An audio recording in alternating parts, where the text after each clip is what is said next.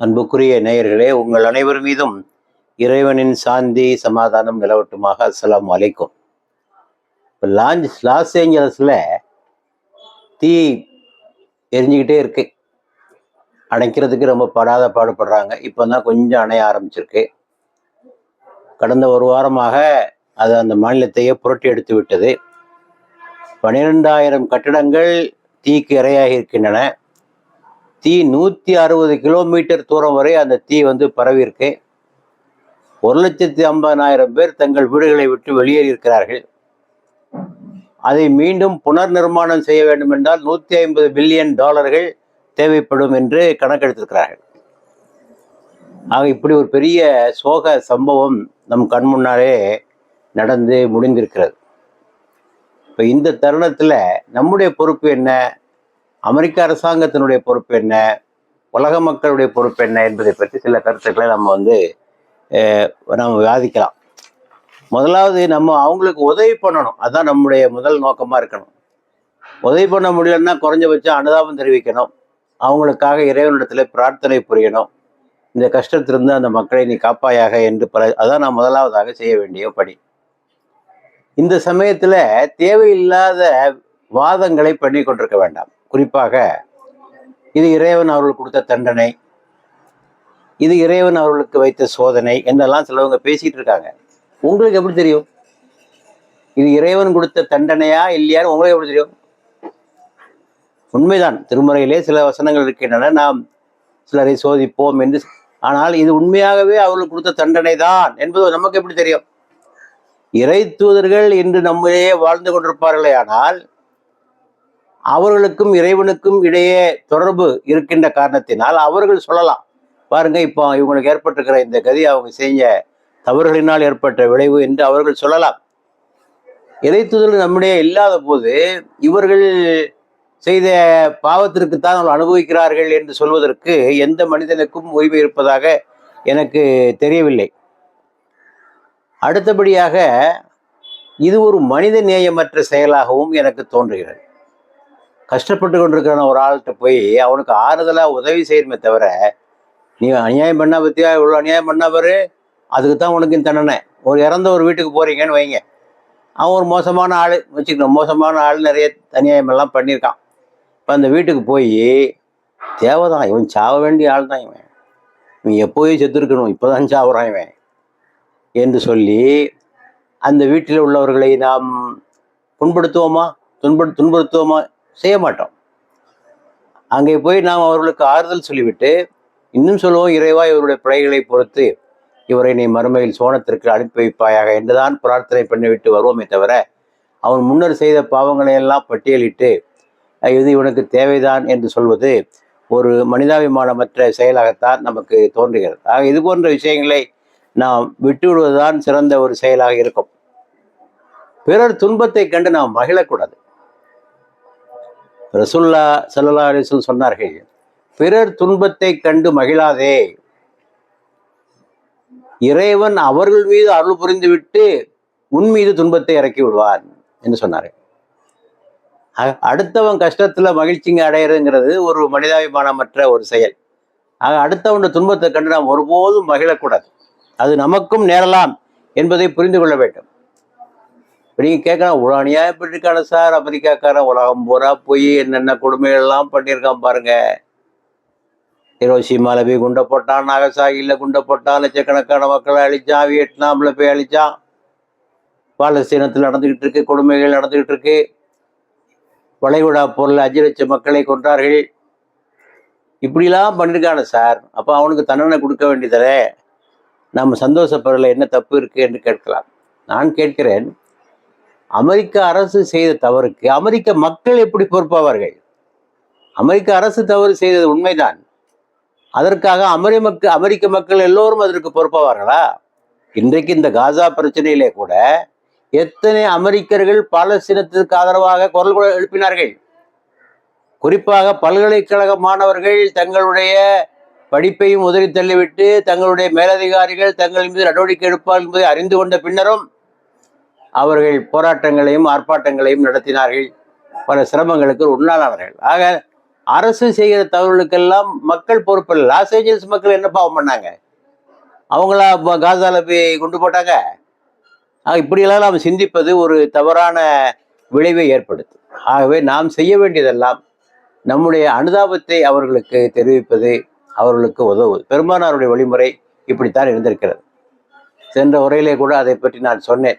மக்காவிலே பஞ்சம் ஏற்பட்ட போது நபிகள் நாயகம் உணவு அனுப்பினார்கள். தன்னை காலமெல்லாம் கொடுமைப்படுத்திய அந்த மக்காவாசிகளுக்கு அங்கே பஞ்சம் உருவாகிய போது நபிகள் நாயகம் உணவுக்கு ஏற்பாடு செய்தார்கள். இதைத்தான் நாம் பார்க்கிறோம் நபிகள் நாயகத்துடைய வாழ்க்கையில. வரலாற்றிலே பார்க்கிற போது சிலுவை யுத்தங்கள் நீங்கள் கேள்விப்பட்டிருப்பீர்கள். சிலுவை யுத்தங்கள் நடந்த மிக கொடுமையான ஒரு போர் அது. கடைசியிலே முஸ்லிம்கள் தான் ஜெயித்தார்கள். ஆரம்பத்தில் கிறிஸ்தவர்கள் ஜெயித்து கடைசியாக முஸ்லிம்கள் ஜெயித்து சலாஹுத்தீன் அய்யூபி என்ற தளபதியின் கீழ் அவர்கள் வெற்றி பெற்று ஜெருசலத்தை வெற்றி பெற்றார்கள். அப்போது சலாஹுத்தீன் அய்யூபி அந்த எதிரிப்படையைச் சேர்ந்த அந்த சிலுவை யுத்தங்களுடைய எதிரிப்படையை சேர்ந்த ரிச்சர்ட் தி லயன் ஹார்ட் என்பவரை சந்திக்கிறார். சந்திச்சு சொல்லுகிறார், உனக்கு என்ன வேணும், என்ன உதவி வேணும் நான் பண்றேன். அவர் ஒரு தொழுநோயாளி, மருத்துவ உதவி பெற்றுக் கொண்டிருக்கிறார். அவர் சொன்னார், வேண்டுமென்றால் என்னுடைய மருத்துவரை நான் உனக்கு அனுப்பி வைக்கிறேன். அனுப்பி வைத்தார். தன்னுடைய மருத்துவரை தன்னுடைய எதிரியுடைய தளபதிக்கு தன்னுடைய மருத்துவரை அனுப்பி வைத்தார் சலாஹுத்தீன் அய்யூபி. இதெல்லாம் வரலாற்றில் பதிவு செய்யப்பட்ட விஷயங்கள். ஏதோ நான் கற்பனையாக சொல்லிக் கொண்டிருக்கிறேன் என்று கருதாதீர்கள். எந்த வரலாற்று புத்தகத்தை படித்தாலும் இதை நீங்கள் தெரிந்து கொள்ளலாம். இப்படித்தான் நம்முடைய அணுகுமுறை இருக்க வேண்டுமே தவிர நாம் இது சோதனையா தண்டனையா என்றெல்லாம் நாம் ஆராய்ச்சி பண்ணி கொண்டிருக்க வேண்டிய தருணம் அல்ல என்பதை நாம் புரிந்து கொள்ள வேண்டும். இப்போது நாம் சில கேள்விகள் அமெரிக்கர்களை பார்த்து நாம் கேட்கலாம். என்ன கேள்வியெல்லாம் கேட்கலாம்?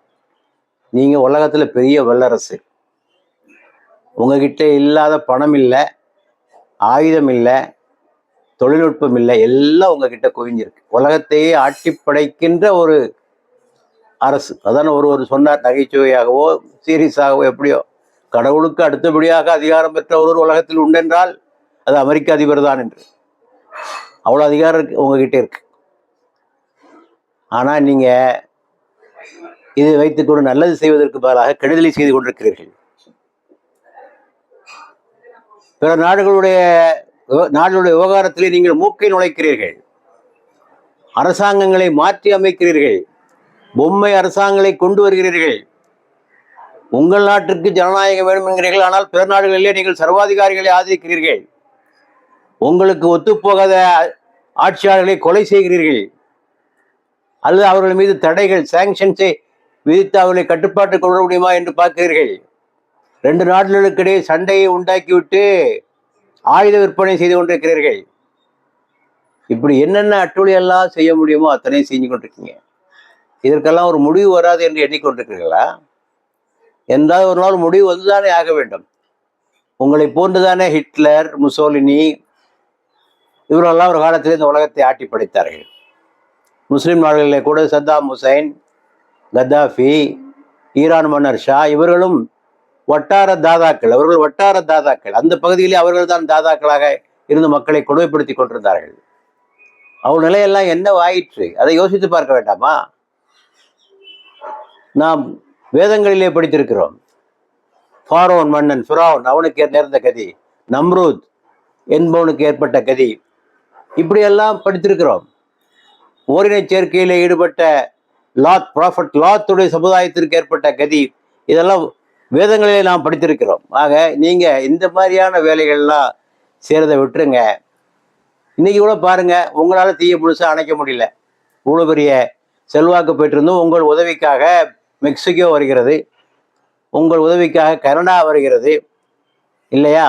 ஈரான் கூட தன் பங்கிற்கு தான் உதவி செய்ய தயாராக இருப்பதாக அந்நாட்டு தலைவர் அறிவித்திருக்கிறார். நீங்கள் அதுக்கு நன்றி கூட சொல்லலை, அது வேற விஷயம். ஆக பாருங்க, உங்களாலே உங்க பிரச்சனை சமாளிக்க முடியல, அதுக்கு இன்னொரு ஆள் துணை தேவைப்படுகிறது. ஆக எவ்வளவு பெரிய வல்லரசாக இருந்தாலும் இறைவனுடைய கோபத்திற்கு முன்னால், இயற்கை சீற்றத்திற்கு முன்னால் உங்களால் ஒன்றும் செய்ய முடியாது. ஆக இவற்றை நீங்கள் புரிந்து கொள்ள வேண்டும். எப்போதும் இப்படித்தான் இருப்போம் என்று நீங்கள் எண்ணிக்கொண்டிருக்காதீர்கள். என்றாவது ஒரு நாள் இதற்கு ஒரு முடிவு வரும். முன் சென்ற சர்வாதிகார நிலைமையை நீங்கள் எண்ணி பாருங்கள். குர்ஆன் அடிக்கடி சொல்லுது, பூமியிலே சுற்றித் திரிந்து பாருங்கள், குல் சீரு ஃபில் அர்த், பூமியிலே நீங்கள் சுற்றித் திரிந்து பாருங்கள். இதற்கு முன்னர் இருந்த கொடியவர்களுடைய முடிவு என்னவாயிற்று, முஜ்ரிமின் கொடியவர்களுடைய முடிவு என்னவாயிற்று என்று பாருங்கள். ஆகவே உங்கள் சிந்தனையை சற்று சுழல விடுங்கள், வரலாற்றை புரட்டி பாருங்கள். ஆகவே எப்போதுமே இப்படித்தான் இருந்து கொண்டிருப்போம் என்று நீங்கள் எண்ணாதீர்கள். ஆக இதனை விடுத்துவிட்டு உங்களுக்கு உலகத்தை தலைமை தாங்க வேண்டும் என்ற ஆசை இருக்கிறதா? அதுக்கு நல்ல வழியெல்லாம் இருக்கு. இந்த மாதிரியான அடாவடித்தனம் எல்லாம் பண்ணாம, உங்ககிட்ட பணம் இருக்குல்ல, எத்தனையோ வசதி இல்லாத ஏழை நாடுகள் இருக்கு. அந்த நாட்டு மக்களுக்கு உங்கள் பணத்தை கொடுத்து அவர்களுடைய வாழ்விலே ஒளியேற்றம் செய்யுங்கள். உங்களிடத்திலே தொழில்நுட்பம் கொட்டி கிடக்கிறது, அதை பிற நாடுகளுக்கு மக்களுக்கு வழங்கி அந்த நாடுகளையும் வளர்ச்சி விட்டதாக நீங்கள் ஆக்குங்கள். கொடியவர்கள் ஏதேனும் இருந்தால் அவர்களையும் கூட ஒழிக்கலாம். அதுவும் நீங்களாக அல்ல, ஐக்கிய நாடுகள் சபை போன்ற அமைப்புகளுடைய அங்கீகாரத்தோடு அவர்களை அகற்றுகின்ற முயற்சியை நீங்கள் செய்தாலும் உலக மக்கள் உங்களுக்கு நன்றி கடன் பட்டிருப்பார்கள். ஆக இப்படி செய்வதன் மூலமாக உங்களுடைய புகழ் ஓங்கும், உங்களுக்குரிய மரியாதை உயரும். அதன் மூலமாக நீங்கள் இந்த உலகத்திற்கு தலைமை தாங்கலாம். அப்படி நீங்கள் ஆட்சி புரிந்தால் இந்த உலகம் உங்களை போற்றும், உங்களுக்கு மரியாதை செய்யும். அந்த வழிமுறைகளை கையாளுவதை விட்டுவிட்டு நீங்கள் குறுக்கு வழிகளிலே வன்முறைகளிலே இறங்கி எளியவர்களை ஒடுக்கவும் வலியவர்களுக்கு ஆதரவாக இருக்கவும் உங்கள் வளங்களை பெருக்கிக் கொள்ளவும் நீங்கள் செய்கின்ற இந்த முயற்சிகள் ஒரு காலத்தில் உங்களுக்கு தோல்வியைத்தான் தரும் என்பதையும் நாம் இந்த நிகழ்ச்சியின் வாயிலாக உங்களுக்கு சொல்லிக்கொள்ள விரும்புகிறோம். ஆக அன்புக்குரிய நேயர்களே, இறுதியாக நாம் சொல்ல விரும்புவது, இந்த லாஸ் ஏஞ்சலஸ் தீ மிகவும் வருத்தத்துக்குரியது, கவலைக்குரியது. இறைவா, இந்த மக்களுக்கு இதிலிருந்து நீ விடுதலை அளிப்பாயாக. சீக்கிரமே அந்த தீ அணைந்து அவர்கள் சகஜ வாழ்க்கையை திரும்புவதற்கு நீ அவர்களுக்கு உதவி புரிவாயாக என்று கேட்கிறோம். அத்தோடு யாரெல்லாம் அவர்களுக்கு உதவி செய்ய முடியுமோ அந்த நாடுகள் அவர்களுக்கு உதவி செய்து அந்த மக்களை காப்பாற்ற வேண்டிய பொறுப்பும் நமக்கு இருக்கிறது என்பதையும் நாம் கேட்டுக்கொள்கிறோம். இதுவே இந்த தருணத்தில் தேவைப்படுகின்ற ஒன்றாகும்.